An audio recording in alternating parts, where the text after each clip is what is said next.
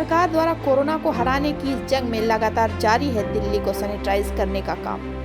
आजादपुर सब्जी मंडी में किया गया सैनिटाइजेशन।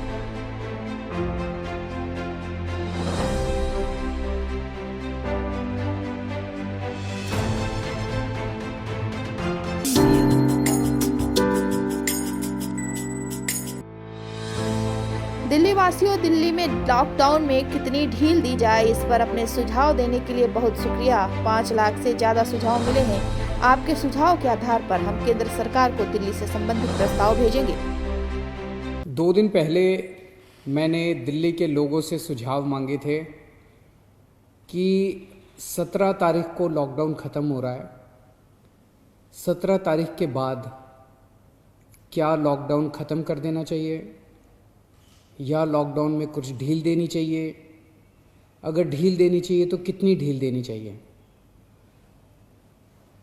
परसों शाम को मैंने सुझाव मांगे थे।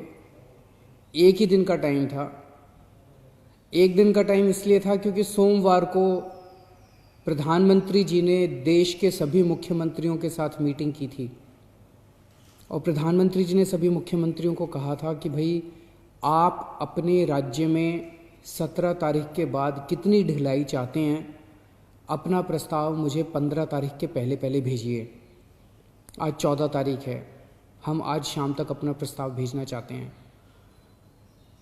सभी राज्य अपने अपने प्रस्ताव प्रधानमंत्री जी को भेजेंगे और फिर केंद्र सरकार निर्णय लेगी कि कहाँ कहाँ कितना कितना लॉकडाउन अलाउ करना है।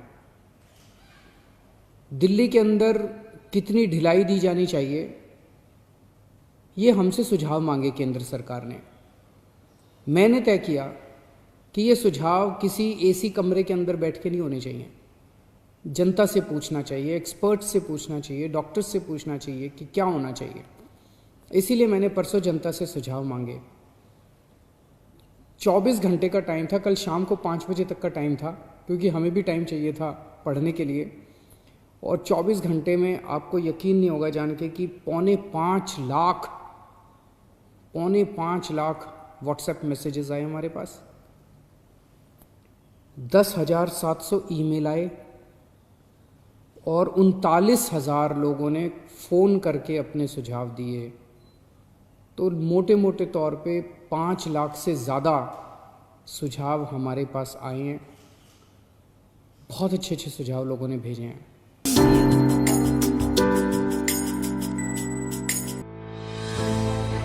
वहीं भागलपुर के एसएसपी आशीष भारती ने साइकिल चलाकर लिया व्यवस्था का जायजा। आवास से स्टेशन तक चलाई साइकिल।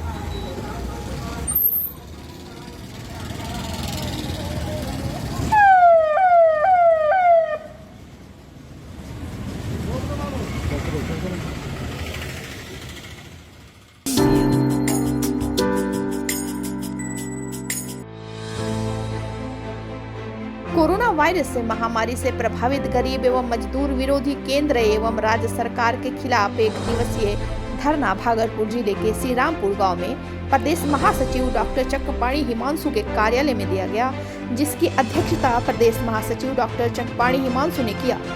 धरना में सोशल डिस्टेंसिंग एवं लॉकडाउन के नियम का पालन किया गया। धरना को संबोधित करते हुए राष्ट्रीय जनता दल के प्रदेश महासचिव डॉक्टर चक्रपाणी हिमांशु ने कहा कि केंद्र एवं राज्य सरकार मजदूर कानून का उल्लंघन कर रही है। सभी प्रवासी मजदूर को वापस अपने गृह राज्य लाया जाए एवं जांच कराकर उनके घर पहुंचाया जाए। कोरोना वायरस के नाम पर प्रधानमंत्री एवं मुख्यमंत्री राहत कोष में आए सहयोग राशि को सार्वजनिक किया जाए। सभी राशन कार्ड से वंचित गरीब परिवार को राशन कार्ड अलविदा किया जाए।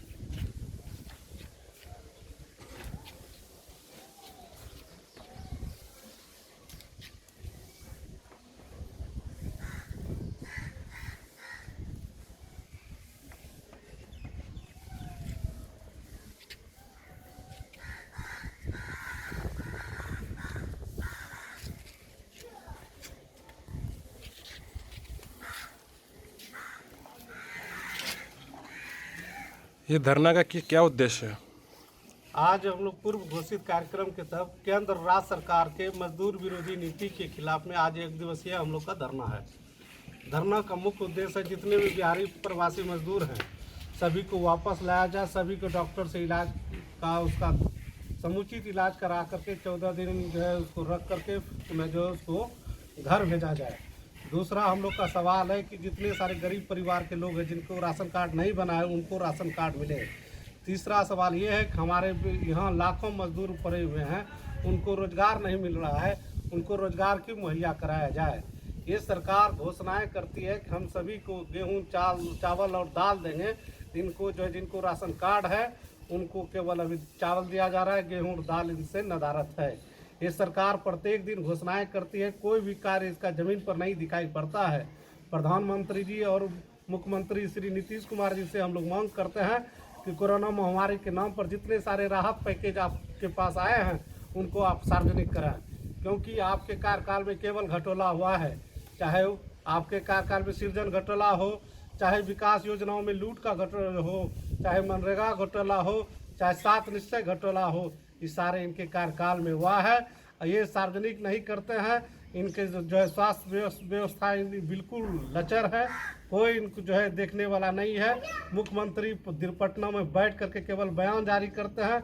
उनके पदाधिकारी जान बचाने के लिए ऑफिस में बैठते हैं, जनता और मजदूर को भगवान भरोसे जो है छोड़ दिया है। इसलिए हम लोग का डिमांड है कि मजदूर कानून को लागू किया जाए, सभी मजदूरों को रोजगार दे, रोजगार नहीं तो उसको बेरोजगारी भत्ता दे। और कैसे समाज अच्छा रहे, कैसे हमारा समाज बीमारी मुक्त हो, कोरोना जो है महामारी से जो है कैसे बचाव हो, इसके लिए जागरूकता अभियान चलाएं। नहीं तो राष्ट्रीय जनता दल जो है बृहद स्तर पर लालू यादव और तेजस्वी यादव के दिशा निर्देश पर हम लोग लड़ाई लड़ेंगे। चक्रपाणी हिमांशु, प्रदेश महासचिव, राष्ट्रीय जनता दल बिहार।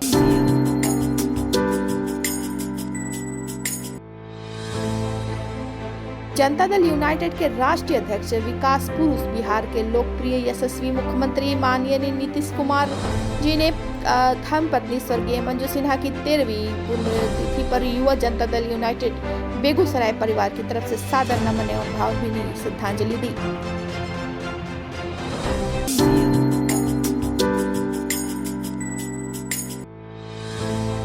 झारखंड के मुख्यमंत्री हेमंत सोरेन ने कहा कि सरकार की कोशिश होगी कोरोना संकट को लेकर घर लौटने वाले मजदूरों को वापस न जाना पड़े।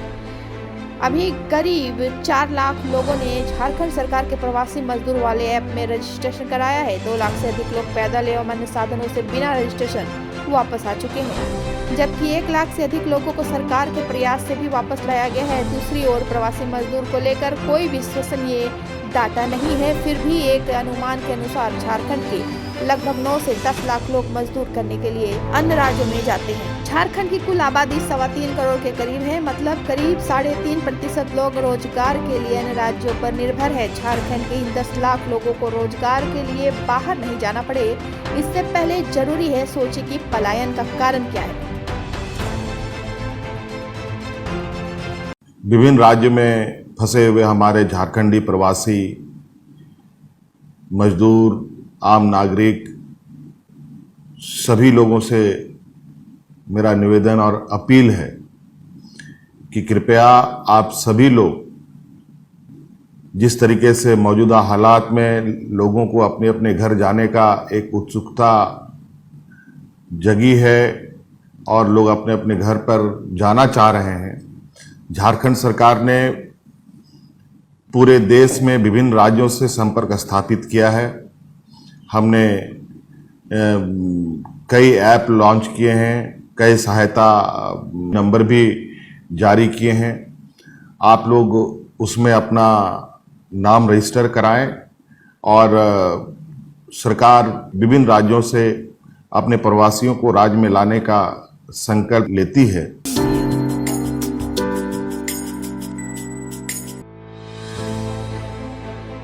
महागामा विधानसभा की माननीय विधायक दीपिका पांडे सिंह ने भगया पंचायत में मजदूर परिवारों के बीच कांग्रेस के पंचायत अध्यक्ष बबलू प्रसाद मंडल के हाथों जरूरत की राहत सामग्रियों का वितरण कराया, ताकि इस कोरोना महामारी में कोई खुद को अनाथ न समझे।